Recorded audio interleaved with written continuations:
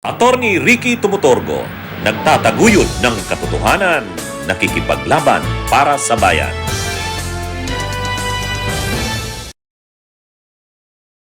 Mga kabunyog, mga kababayan, magandang araw po sa inyong lahat. Welcome po sa isa namang episode ng ating talakayan dito po sa aking bagong segment, Ang Take Ko, ni Attorney Ricky Tumutorgo. Kung aking bagong segment, ginawa ko po ito dahil maraming nagme-message sa akin, Attorney, anong take mo dito sa isyung to? Attorney, anong masasabi mo dito sa pangyayaring ito? Kaya ito na po yon, ang segment ng Ang Take Ko, ni Attorney Ricky Tumutorgo. Kung hindi po kayo nakasubscribe sa YouTube channel kong ito, subscribe na po kayo, Attorney Ricky Tumutorgo YouTube channel. Kung hindi pa po kayo nakafollow, mayroon din po tayong Attorney Ricky Tumutorgo Facebook or Meta page. Follow na po kayo. Okay, mga kabunyog, mga kabayan, ito na ang take ko dito sa unang issue. Nawala bigla kahapon ang minorya. Nawala bigla yung minorya. Nawala bigla doon sa session. Akala nila, sigurado na sila na Senate President na si Loren Legarda. O kasi napapayag na yata nila nung una eh. O, parang lumalabas na kumbinsi na nila si Loren Legarda, payag na ito. Kaya tawang-tawa na eh. Nakatawa na lumabas ng opisina si Pia Cayetano. At saka makikita mo talaga parang naisahan nila si Soto. Naisahan nila si Lacson. Kaya nung nagkaroon ng opening prayer, ang nandun na lang sa hall, ang nandun sa opening prayer, yung 7 na loyal kay Soto. Si Soto, si Lacson, si Risa, si Bam, si Kiko, plus si Win Gatchalian, yan na yung saka si Tulfo, si Erwin Tulfo, di sila na lang nandun. Yung lahat parang may kaukus pang ginagawa. Pero ang ini-expect nila, papasok na sila, bigla nila ngayong inonominate na si Loren Legarda. Ang problema, sinuspend muna yung session.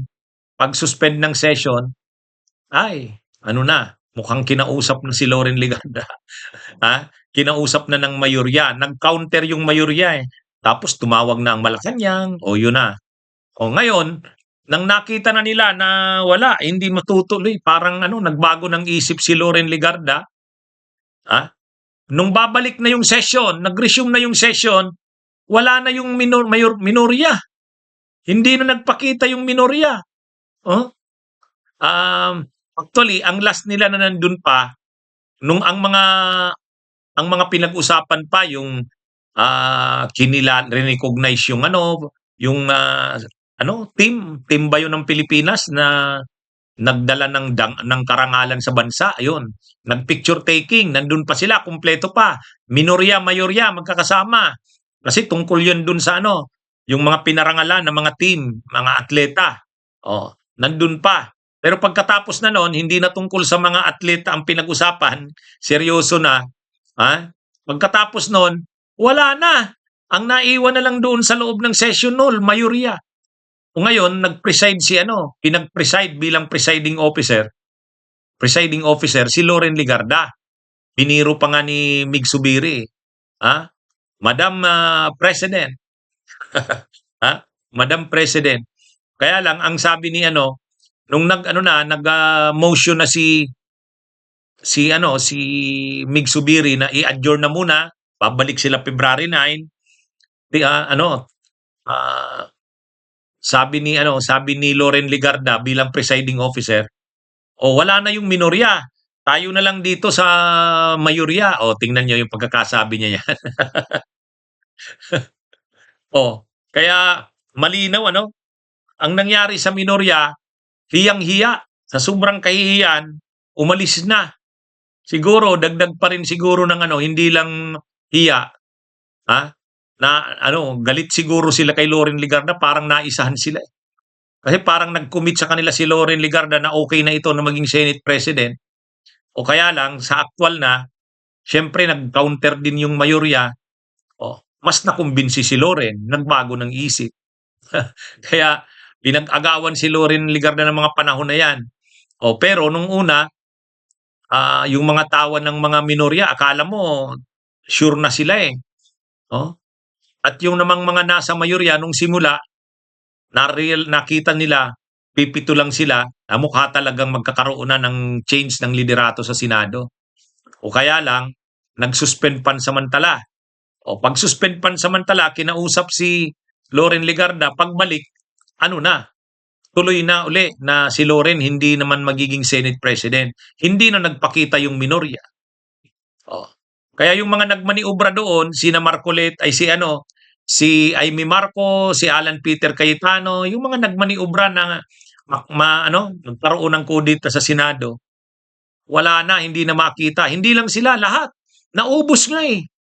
Oh, pati nga si Pia Cayetano nung una sumasama pa sa mayorya eh. Oh, kahit si Pia Cayetano nahiya na rin siguro, bakit pa siya magpapaiwan? Kaya dito mga kabunyog, mga kababayan, ang malinaw dito, hindi nagtagumpay yung minorya. Kaya lang sa kahihiyan nila, biglang nawala. Hindi pa naman tapos ang session eh. Hindi pa tapos. Sinuspend lang. So ibig sabihin pagka-suspend, babalik.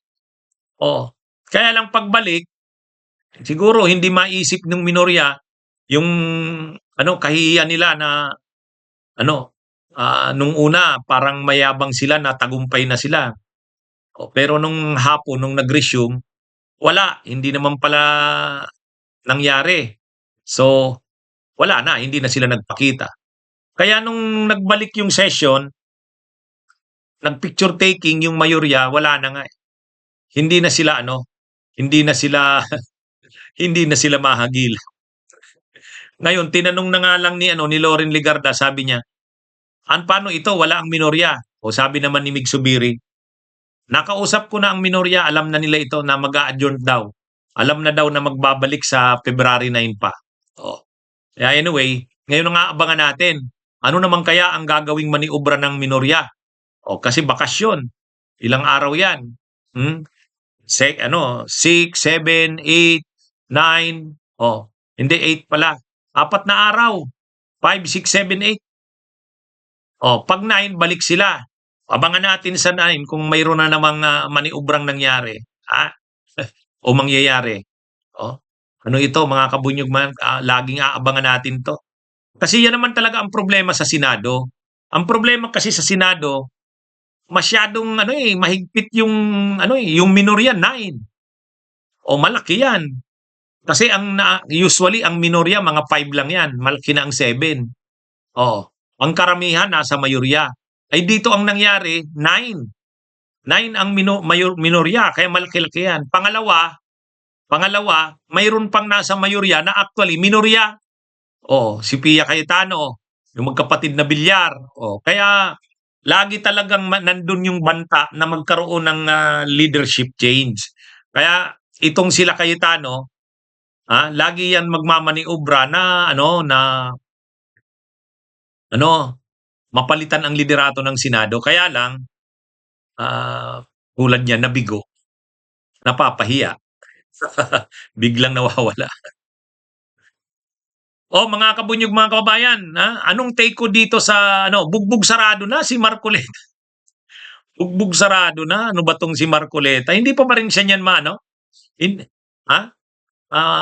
magiging mayabang pa rin ba siya na na? Ito na halos lahat na nagsasabi na mali siya eh. Mga experts, legal experts, defense analyst. Grabe. Mga kabunyog. Nakakahiya na, kasi nung una, ang yabang-yabang ni Marcoleta. No, actually, last year pa yan. Naalala nyo nung nagkaroon kami ng hearing sa Kamara noon? Yung pinapa-apologize niya ako. Tapos hindi naman ako nag-apologize. Pagkahapon, at doon din sa hearing na yon, diniscuss niya rin yung yung issue ng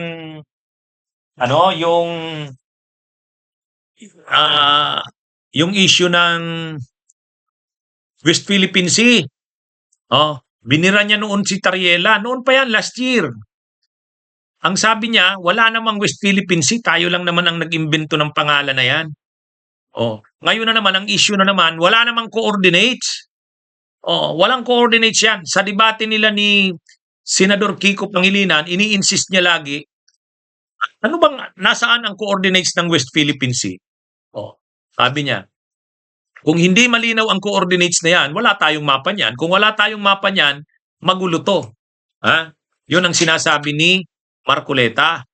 Eh kaya lang ngayon, lahat halos nagsasabi ng hindi totoo yung sinasabi niya eh. Oh, ang unang nagsasalita si ano, ang unang nagsalita si retired Senior Associate Justice Carpio. Sabi ni retired Senior Associate Justice Carpio, bakit ba ini-insist ni Marcoleta na wala daw coordinates? Samantalang, kahit naman yung 9 dash line ng China, wala rin namang coordinates yan. Mas malala pa nga yun kasi wala ng coordinates, wala pang legal basis. Oo nga naman. Walang coordinates, wala pang legal basis. Oh, bakit hindi niya kini-question yun? Bakit kini-question niya yung Pilipinas? Oh, parang ang hirap no na ikaw pa yung nagki-question nung sa atin, samantalang yung sa China hindi mo kini-question. O ganun din yung point ni Professor Batong Bakal. Sabi ni Batong Bakal, sige nga magbigay ka si Marcoleta ng ano, bansa na yung mga meets and bounds ng mga bansa, ibigyan niya nga ako. Oh. Tapos si ano, si ang latest ngayon si ano, kahit si dating Duterte yan kasamahan nila yan. Oh, dating senador. At siya mismo yung author ng Philippine Maritime Zones Act, PMZA. Yan kasi lininaw na yung ating maritime zones, kasama na yung exclusive economic zone. Mayroon na nga tayong batas niyan eh. Ang author nga ay si dating senador Francis Tolentino.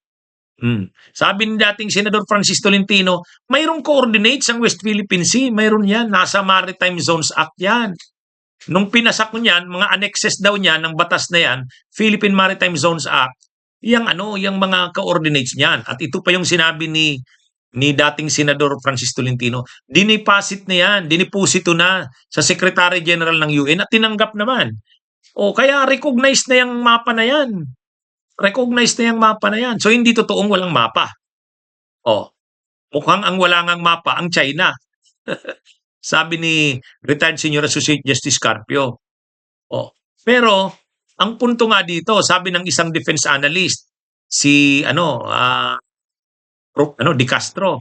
Sabi ni defense analyst, ano ba siya? Ano bang ano niya? Professor ba 'yon? Di Castro. Ang sabi niya, hindi ko maintindihan si Marcoleta. Abogado siya. Ko hindi. Pero ako naiintindihan ko yung UNCLOS. Siya hindi niya naiintindihan yung UNCLOS. O nga naman, yung United Nations Convention on the Law of the Sea. Kaya ngayon, bugbog sarado na si Marcoleta, lahat na halos nagsasalita. Mga experts yan sa kanya-kanyang field. Huwag niyang anuhin yan. Sa legal field, legal expert, si retired Senior Associate Justice Carpio. Legal, saka defense, na expert, si Professor Ray Batong Bakal, maritime expert yan. Abogado rin niya. Si Commodore J. Tariela, spokesperson ng Coast Guard, expert din yan sa maritime. Si Di Castro, defense analyst, expert din. Sa maritime zones, siya nga ang author ng Maritime Zones Act. Expert din yan. Si dating Senador Francis Tolentino.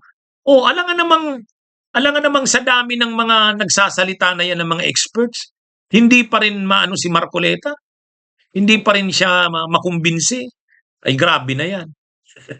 Talagang sobra na ang pagtatanggol niya sa China niyan. Ang sinasabi niya, hindi niya naman daw dinidepensa ng China. Hindi niya naman daw siya nag-aabogado sa China. Ang lagay na yan, hindi ka pa rin nagdidepensa ng China ha. Ang lagay na yan na ginagawa mo, hindi mo pa rin dinidepensa ng China niyan. Hindi mo pinagtatanggol ang China. Ang tindi na niyan. Mga kabunyog ang sabi ni Marcoleta, hindi niya dinidepensa ng China. So ibig sabihin, ang mga ginagawa niyang yan, hindi pa yan pagtatanggol sa China. Ay paano na pala pag pinagtanggol niya ang China? O di malala. Mas malala kaysa sa ganyang ginagawa niya na yan. Para sa kanya, normal pa yung ginagawa niya na yan. Para sa kanya, hindi pa malala yung ginagawa niya na yan. Anong klase yan? Senador yan ng Pilipinas Kaya nga may nagtatanong sa akin, Attorney, pwede na bang kasuhan niya ng ethics complaint? Sa totoo lang? Yang ganyang senador ka ng Pilipinas? Yang ganyang mga argumento, dapat ang China ang magre-raise niyan. Hindi senador ng Pilipinas ang magre-raise ng ganyan. Ha? Assuming pang mayroon kang punto. O bakit ikaw pang magre-raise niyan? Senador ka ng Pilipinas. Ang ipagtanggol mo ang ating bayan. Si Commodore J. Tariela, kung mayroon mang mali si Commodore J. Tariela o mayroon medyo lumampas, yung caricature na ginamit niya, caricature ni Xi Jinping, sabihin nating medyo ano yon, lumampas. O, di advisean mo lang, o, pero suportahan mo pa rin yung ano niya, paninindigan niya para sa bayan. Oh, punahin mo siya, Commodore, medyo ano-ano ka, mainit sa iyo yung China sa ginawa mo. O pero tama 'yon, pinaglalaban mo ang ganun dapat. Ganun dapat. Ito hindi, talagang binibira si Tariela. May koleksyon pa nga ng mga speeches ni Tariela na kontra sa China eh. Inisa-isa ni Marcoleta, kaya nga sabi ni Senate President Soto, talagang pinagtiyagaan mong kolektahin 'yan? Ikaw bang nagkolekta ng mga ano na 'yan? Yung mga tingin mo mali sa ginawa ni Tariela. Matindi. Matindi mga kabunyog, mga kababayan. Anyway, sa dami ng anong ito, bugbog sarado na si Marcoleta dito. Ha? Bugbog sarado na. Pero mali naman talaga kasi. Mali naman. Ha? Kahit sa ang anggulo mo tingnan, legal point of view, sa ano, sa defense, usapin ng defense, ano talaga. O anyway mga kabunyog, mga kabayan, pag-usapan natin itong anong take ko dito sa mga lumalabas na posts sa mga balita tungkol kay Leni Robredo. Tatakbo daw uli si Leni Robredo. Ha? O yan ang pag-usapan natin. Anong take ko diyan? Bakit? Kasi itong linggong ito, sunod-sunod ang exposure ni Leni eh. Sunod-sunod. Nagpa-interview sa Billionaire News Channel. Tapos sa interview pa sa Billionaire News Channel, ang sabi niya, nag-wish daw siya na sana'y magtagumpay ang administrasyon ni PBBM, ni Marcos. Wow! Parang may biglang opening ng posibleng alyansa. Pangalawa, ano na naman siya, nag-comment siya sa mga yung pagtakbo na ng 22, anong realizations niya. So mukhang biglang nagbubukas si Leni sa mga interview sa Billionaire News Channel, national yan. National. Oh. Pangalawa, nag-meeting si Leni saka si Vince Dizon. O alam naman natin si Vince Dizon, isa sa mga ginugurom ng administrasyon, posibleng mag-vice, posibleng kung anong posisyon. Pero sabi naman ng kampo ni Leni, hindi naman tungkol yun sa mga projects sa Naga City na patutulungan sa Department of Public Works and Highways. Pwede, pero pwede rin 2 birds in 1 shot na yon. Miniting mo si Vince Dizon kung ano man, the same time, linakad mo na rin sabay yung mga proyekto ng Naga. Pero ito yung mas nag-meeting si Leni, kasama sila yung dating running mate niya, si Kiko. Sama rin ni Kiko yung dalawang senador na incumbent ngayon, si Risa at saka si Bam. Tapos, nandun din si Laila de Lima ng Mamayang Liberal sa meeting na yon. Nandun din ang akbayan, si Chel Jokno. Tapos yung mga pillars ng liberal, nandun si Butch Abad, si Erese, si Drilon. Ibig sabihin yung ganung meeting, pwede bang yung meeting na yun nagkataon lang? Pwede ba? Hindi. Pinaghandaan yung meeting na yon. Siyempre yung paghahanap ng mga schedules nila, napaka-busy ng mga yan.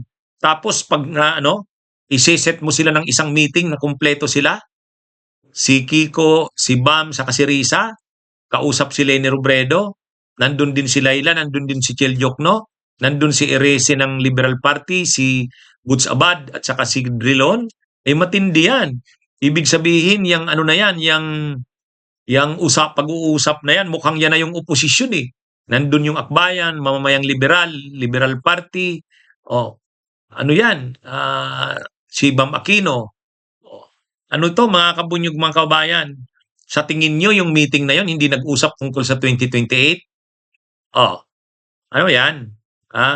Mukhang itong mga lakad ni Leni nitong huling araw sa Manila. Itong nakaraang mga araw sa Manila,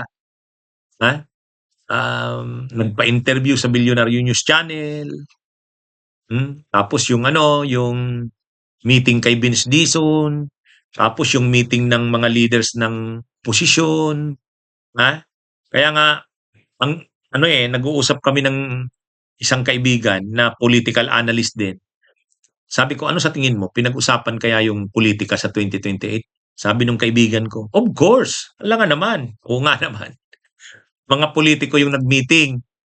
Hindi naman yun simpleng lunch na ano, oh, simple lang kayong matagal na inarrange yun. Yung common schedules nila. Tsaka hindi naman magpapatawag ng ganyong meeting kung walang agenda. 'Di ba? Hindi bigla, hindi ano yun, hindi yun something na kung sino lang available. Hindi. Sinet nila yung availability nila.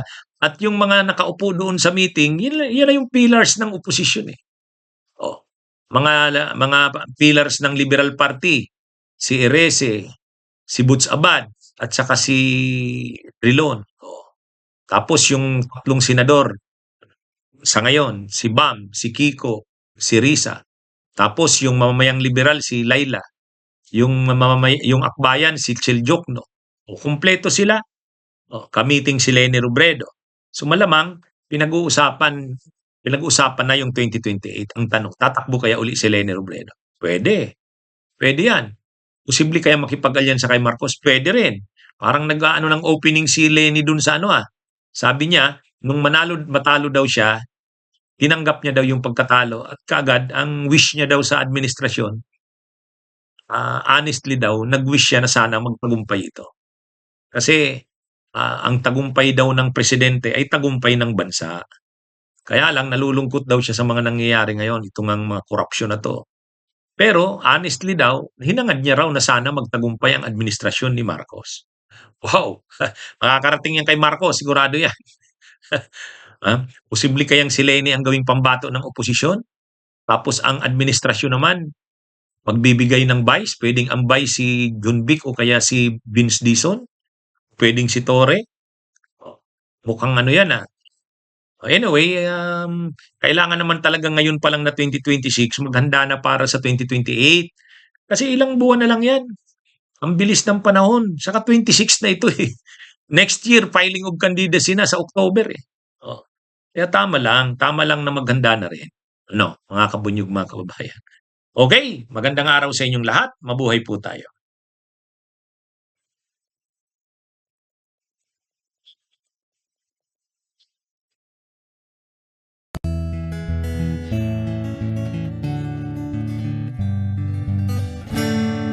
Ang ating Pilipinas ay may likas na yaman. Lahing Pilipino ay may kakayahan.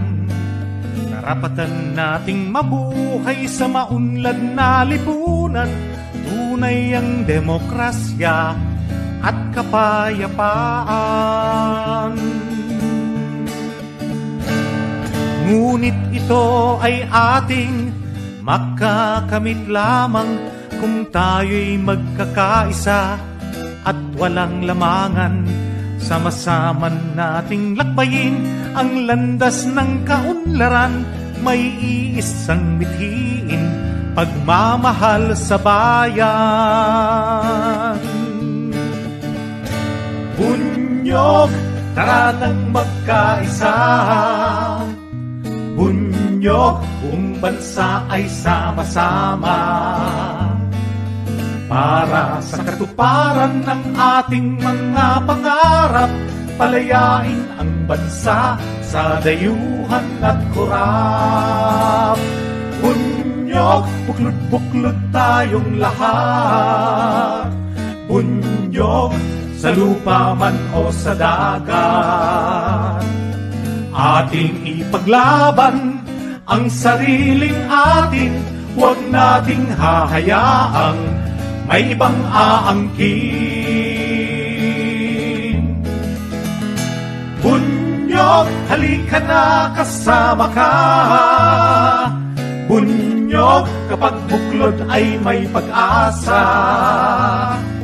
Luzon, Visayas, Mindanao, isa ang pananaw. Sa bagong Pilipinas ang bunyog isisigaw.